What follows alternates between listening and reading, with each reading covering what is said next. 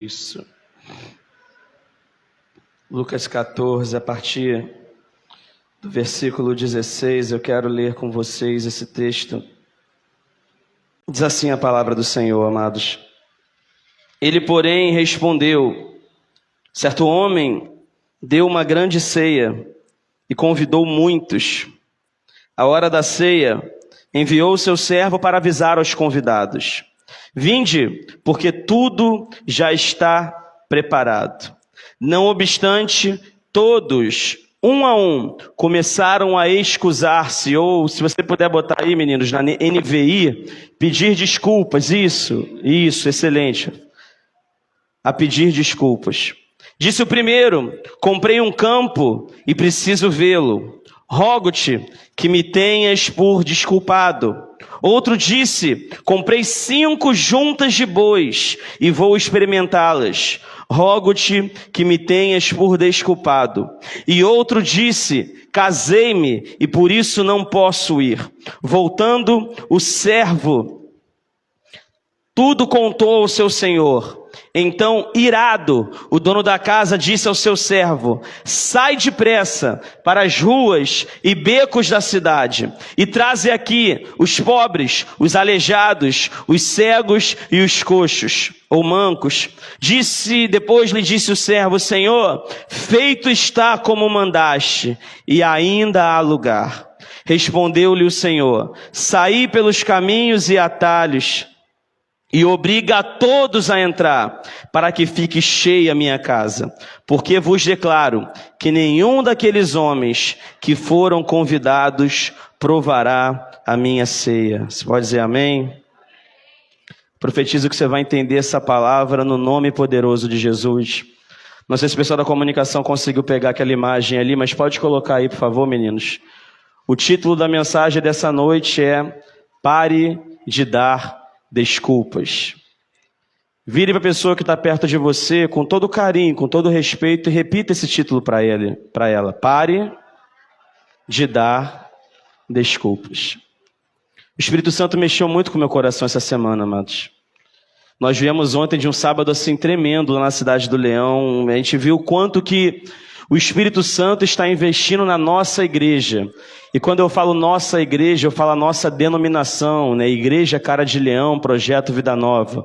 Porque todos nós somos uma só igreja. Hoje, né, a gente tem algumas igrejas nossas que estão abertas, outras não.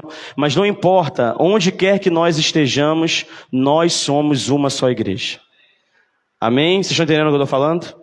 Nós somos uma só igreja no Caju, nós somos uma só igreja no Gem da Rainha, nós somos uma só igreja lá no Tauá, nós somos uma só igreja em Olaria, nós somos uma só igreja na Cidade do Leão.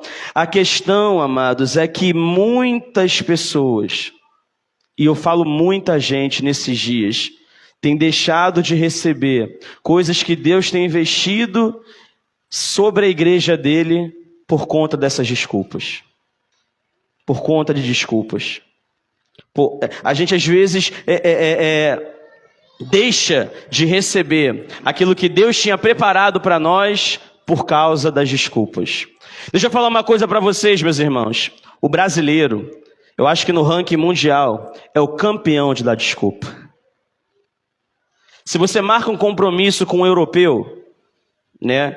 Geralmente, se você marca um compromisso com ele e você, naquele horário, você não aparece, ele é grosso e rude com você para falar o seguinte: se você chega depois, eu não tenho mais tempo para você porque o horário que eu marquei foi esse aqui. Pegando um exemplo com vocês. Mas eu estava a trânsito, não importa. O europeu é às vezes meio rude e é assim. O brasileiro, amados, é campeão em dar desculpas. O brasileiro, muitas das vezes, ele dá, e são as mesmas desculpas sempre. Eu estou falando isso de âmbito geral, tá? Para qualquer coisa na tua vida. Eu não consigo fazer tal coisa porque eu não tenho tempo. Tem tempo para um monte de coisa, menos para as coisas de Deus. Eu não vou fazer tal coisa porque já tem alguém para fazer isso. E aí eu não faço nem ajudo quem eu poderia ter ajudado. Outro tipo de desculpa: faço depois. Agora eu não estou afim de fazer, não. Outro tipo de desculpa: não vou fazer tal coisa, não vou avançar para tal lugar porque é muito difícil. Pode deixar isso. Não. Diz também que não vou fazer tal coisa porque eu não estou preparado. Desculpa. Não vou fazer tal coisa, não vou porque eu estava muito cansado. Amados, na verdade, essas desculpas geralmente são coisas que nós usamos para justificar coisas que nós não queremos fazer. E às vezes falta sinceridade, a gente diz, eu não quero fazer, eu não vou fazer. E aí eu uso o artifício da desculpa. Eu não estou falando, amados, de desculpas no sentido de você não ter que pedir para alguém quando você faz algo errado, tá? Só para você entender o contexto. Porque nós cristãos precisamos ser pessoas que têm isso no coração. Se eu errei com você, eu te peço perdão, eu te peço desculpa. Até porque se eu tenho dificuldade de pedir desculpa para alguém, tem um problema grave em mim. Eu estou com uma doença chamada orgulho dentro do meu coração. E eu preciso que Jesus opere uma área da minha vida chamada ego, para poder fazer eu perder o orgulho. Porque se você é uma pessoa se você faz algo errado, porque todos nós fazemos algo errado, mas às vezes ninguém é perfeito aqui, amém? Todos nós podemos errar, eu posso errar com você. A questão é o que nós fazemos quando nós erramos, qual é a nossa atitude diante do erro. É deixar para lá e não pedir desculpa para o irmão, para a pessoa que eu feri, porque o meu ego fala mais alto, eu não posso descer do salto e pedir desculpa para alguém? Se você é uma pessoa assim, amados, eu falo para você precisa urgentemente pedir que o médico dos médicos opere essa área da tua vida chamada ego. Porque quando o nosso ego é muito grande, amados, a gente não tem um coração quebrantado. Deus não chamou a gente para sermos pessoas orgulhosas. Deus chamou a gente para sermos pessoas humildes. A palavra de Deus diz, bem-aventurados, humildes de coração, porque eles verão a Deus. Se você quer ver Deus, seja em qualquer área da sua vida, seja uma pessoa humilde. Seja uma pessoa que se retrate. Seja uma pessoa que seja a primeira a colocar no seu coração de... Eu errei, eu peço desculpas. Talvez você nem errou, mas eu estou pegando um exemplo. Não sei porque Deus está falando isso aqui. E nesse texto que nós acabamos de ler, amados, eu estou falando, quero dizer mais detalhadamente sobre desculpas que nós damos para justificar alguns atos. A parábola que nós lemos é uma parábola que também é repetida lá no livro de Mateus, capítulo 22, que mostra que um homem estava preparando um banquete. Não era um lanchinho da tarde, era um banquete, irmãos. Era algo lindo, uma ceia maravilhosa, uma festa. E ele mandou convidar um monte de pessoas, amados, só para você ter uma noção. Naquela época, quando uma pessoa queria dar uma festa ou queria fazer um banquete, colocava no seu coração, vou fazer um banquete. A pessoa ela mandava antes o convite para todas as pessoas que ele queria convidar. E aí, conforme as pessoas devolvessem, dizendo que sim ou que não, era preparada a quantidade de comida para aquela festa. Nunca, se o dono da festa, enfim, o anfitrião, estava ali promovendo aquele banquete, era porque ele sabia que aquela quantidade de pessoas iria lá. Por quê, pastor? Porque naquela época, se você fizesse comida de menos, ou se você fizesse comida de mais, você era mal visto pela sociedade. Se tivesse comida de menos, como até hoje, se você vai numa festa e você não come, você sai falando mal da festa. Não adianta você falar que não. Sabe? Só que naquela época, diferente de hoje em dia, que a gente vai na festa e sobrar coisa, a gente aproveita e leva para casa. Naquela época não podia sobrar. Por que não podia sobrar, pastor? Porque a comida era algo muito escasso naquela época, entre o povo, enfim. Então, se a pessoa fazia coisa demais, demasiada, ele era tido como uma pessoa que não tinha, noção das coisas, não tinha, era uma pessoa inconsequente. Era uma pessoa que desleixada, esbanjadora. Poxa, você está esbanjando comida sabendo que tem um monte de gente precisando de comida. Naquela época era assim. Por isso que você confirmar a presença numa festa, como até hoje a gente faz, às vezes, você manda meu convite para alguém, poxa, confirma a presença. Você confirmar a presença numa festa, amados, naquela época, era algo de extrema importância. E quando você não respondia aquele convite, você estava desonrando o seu anfitrião. Por quê? Porque ele ia fazer a quantidade de comida esperando você lá, esperando a pessoa que ele tinha convidado. Então a parábola mostra pra gente isso. E quando a festa inteira estava pronta, o anfitrião pegava e mandava os servos dele ir, olha só, avisa o pessoal, convidei que eles já podem vir, que está tudo preparado. Ele não marcava horário, ele preparava, quando já é tudo pronto, vai lá e busca o pessoal. O texto mostra pra gente que esse anfitrião, que esse senhor fez tudo isso. Só que os convidados, na hora do banquete, começaram a dar desculpas.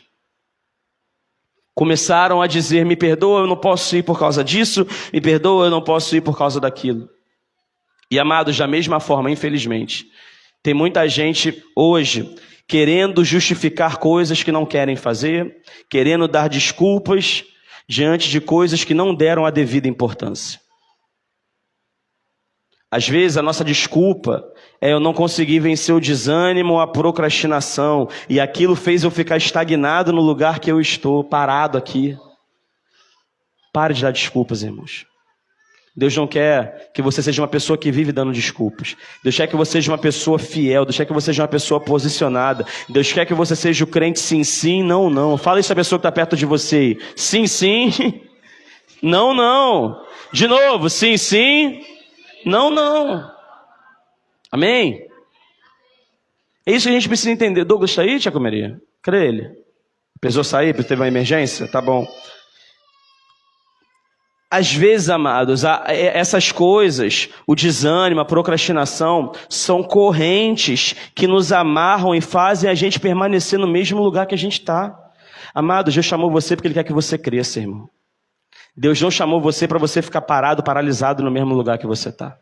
E eu estou falando isso em todas as áreas da sua vida. Profissional, pessoal, ministerial, matrimonial, enfim, tudo.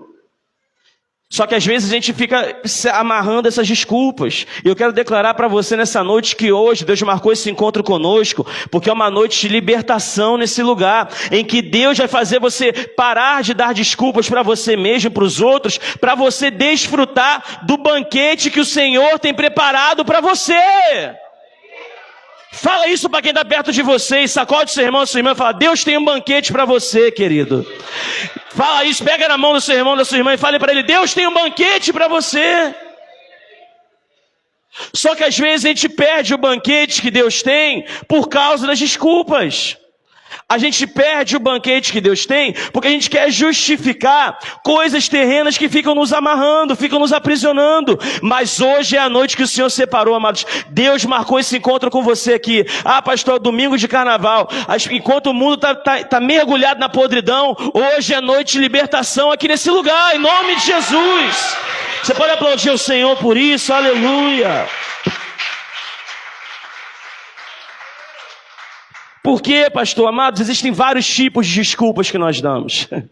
Vou ler algumas com vocês aqui, versículo 18. Olha aí de novo comigo aí, bota na tela aí, por favor. Lucas 14, 18.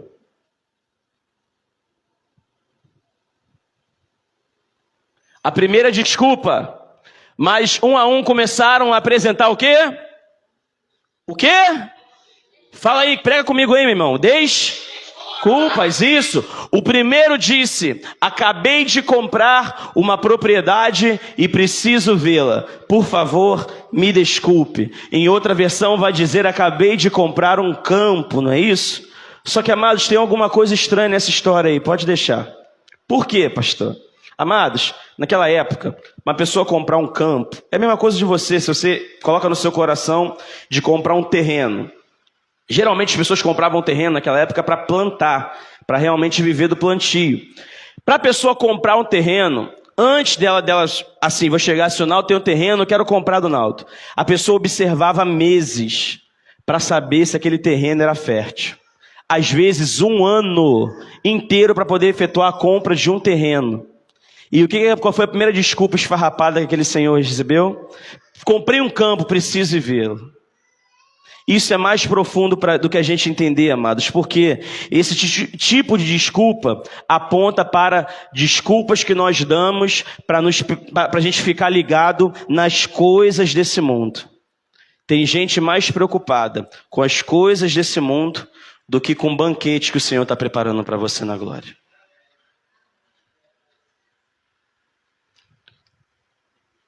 Aquele servo lá, aquela pessoa, aquele convidado, desculpa, foi lá e às vezes a gente está assim, amados. Está preocupado, muito preocupado com as coisas desse mundo. Porque eu preciso descansar, eu preciso ser bem visto, eu não posso perder tal coisa. E abre mão do banquete que o Senhor tem preparado para você. Você abre mão das coisas de Deus para as coisas terrenas. Amados, Deus quer que você seja uma pessoa muito abençoada, Deus quer que você desfrute de tudo que você puder. Mas quando você coloca as coisas desse mundo na frente de estar na presença de Deus, você está pecando. Você está trocando o banquete de Deus por um campo qualquer. E Deus não quer isso de nós. Tem gente trocando o banquete de Deus para ficar na rua ou em casa assistindo o carnaval da Globeleza. Tem gente trocando o banquete de Deus para ficar em casa assistindo o Big Brother. E tá mesmo, irmã, é isso que a gente tem que fazer. Por quê? Porque se a gente não presta atenção, se a gente não vigia, essas coisas laçam a gente, amados. Estou dando alguns exemplos. Tem gente trocando o banquete de Deus pelo sofá, que daqui a pouco vai furar o sofá. Se você amar mais o teu sofá do que a Deus, teu sofá vai furar. Palavra de pastor dura. Não estou amaldiçoando o teu sofá não, irmão. Mas é para você estar atento. Tua cama não pode ser maior do que Deus. A gente pode fazer tudo, pode, mas a gente precisa entender que o primeiro é Deus. A gente recebeu um convite de Deus. Deus convidou você e te tirou, sabe, do mundo de podridão. Te tirou você do mundo que iria levar você à morte para servir para você um banquete celestial. E o que você faz diante disso? Fica dando desculpa para Deus. Até quando, irmão, você vai trocar o banquete de Deus para servir bandeja para Satanás? Até quando você vai ficar trocando, como muita gente troca, sabe, a presença de Deus, estar na casa de Deus por coisas tão fúteis, por coisas tão pequenas, por coisas tão passageiras, e depois se arrepende e chora, porque olha para trás e fala assim, caramba, o que eu perdi? Mas nessa noite Deus está dando a oportunidade de você ficar ligado e atento no que Ele está revelando para a igreja dele, a igreja que Ele veio buscar, a igreja santa, sem mácula, que vai morar com Ele na glória. Entenda, meu irmão, não é pecado você se relacionar com alguém, é pecado quando o seu relacionamento com alguém tira você da presença de Deus, tira você do foco com Deus. E aí você dá desculpa, eu caí por causa de fulano, eu caí por causa...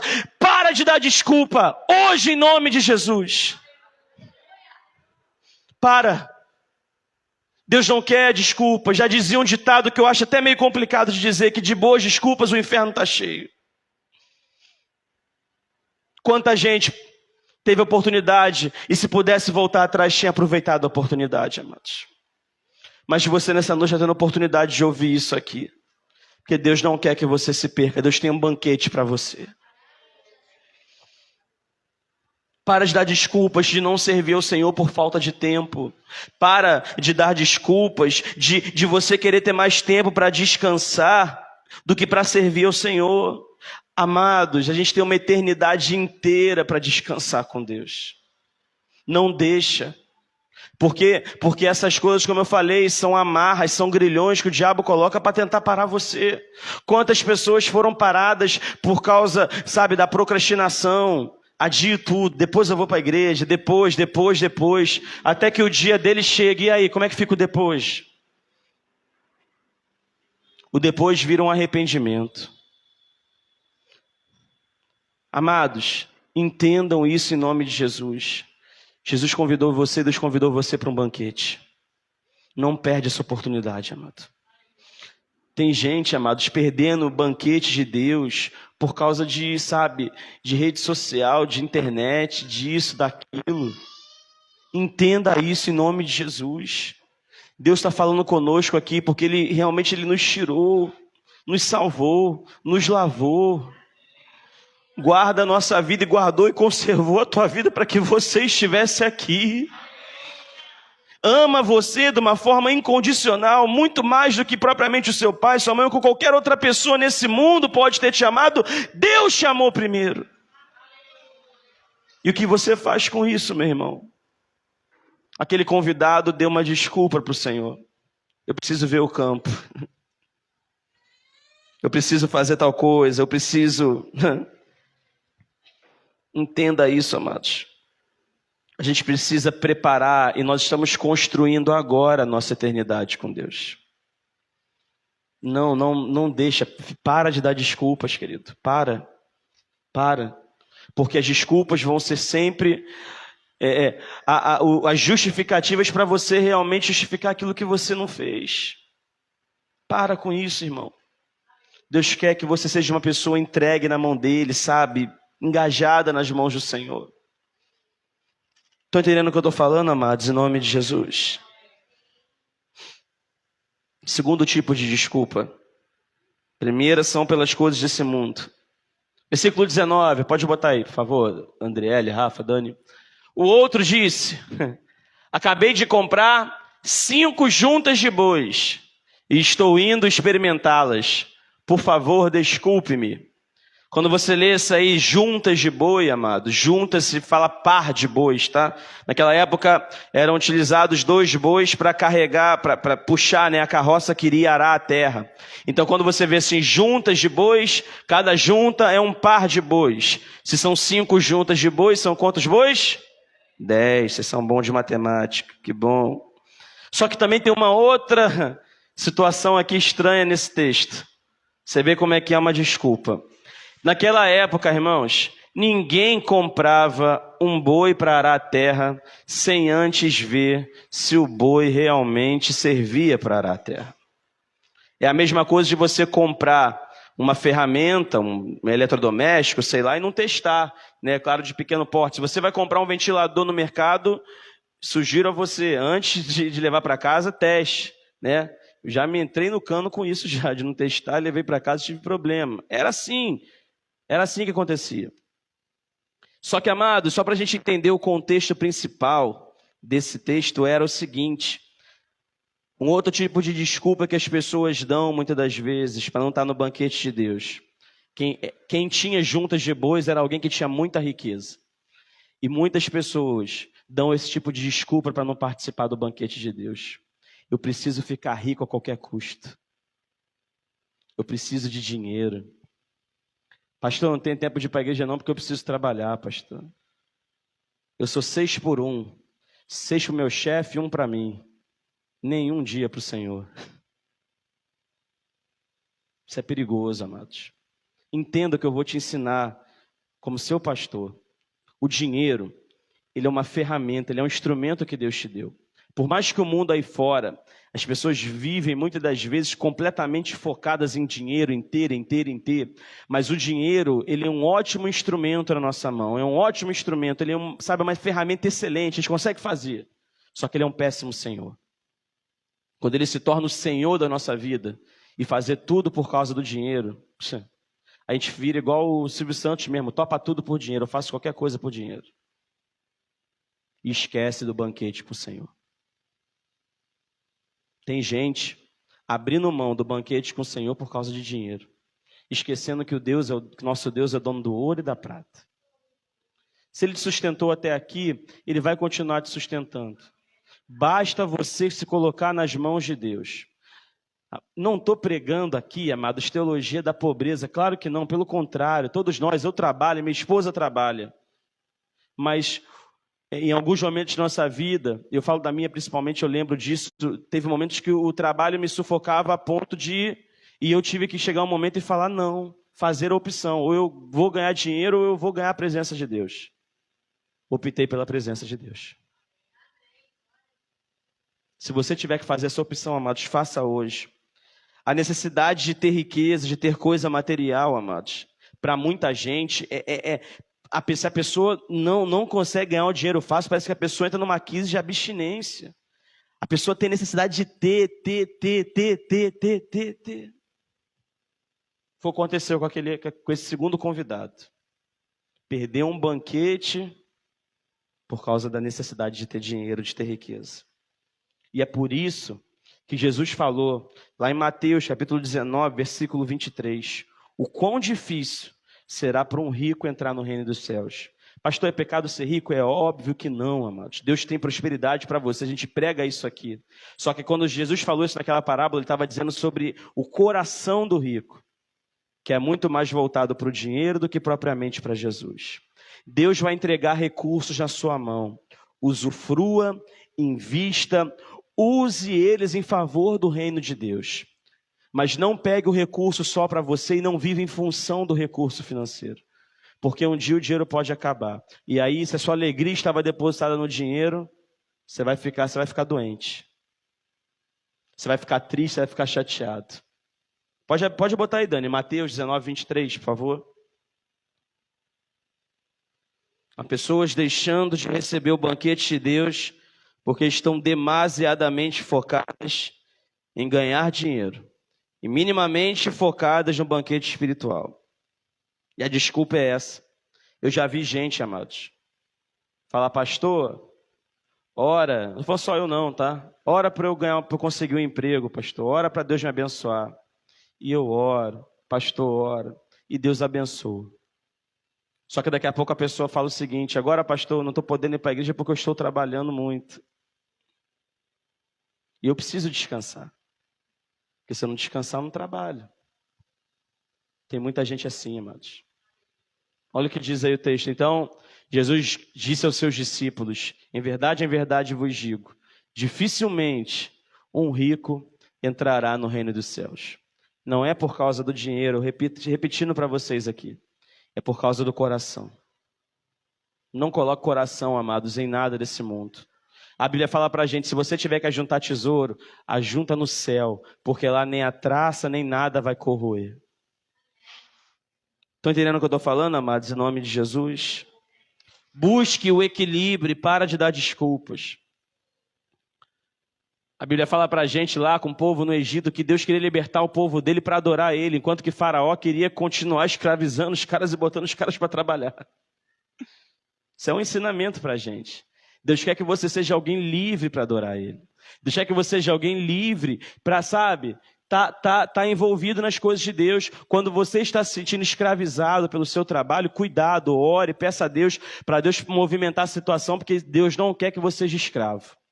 Deus não criou você para ser escravo. Deus chamou você para você ser filho. E filho usufrui do banquete que o Pai prepara. Eu quero declarar isso para você em nome de Jesus. Se alguma coisa estava tentando te escravizar, se você estava se sentindo escravo das coisas do mundo, do dinheiro, essa é a noite da tua libertação. Porque Deus criou você para você ser livre.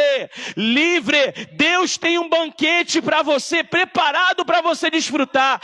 Pegue essa palavra, meu irmão, minha irmã, em nome de Jesus. Não fica refém, não fica escravo. Como o diácono Manuel leu aqui no início do nosso ofertório, você não tem que correr atrás de bênção. A bênção vai correr atrás de você e vai te achar em nome de Jesus.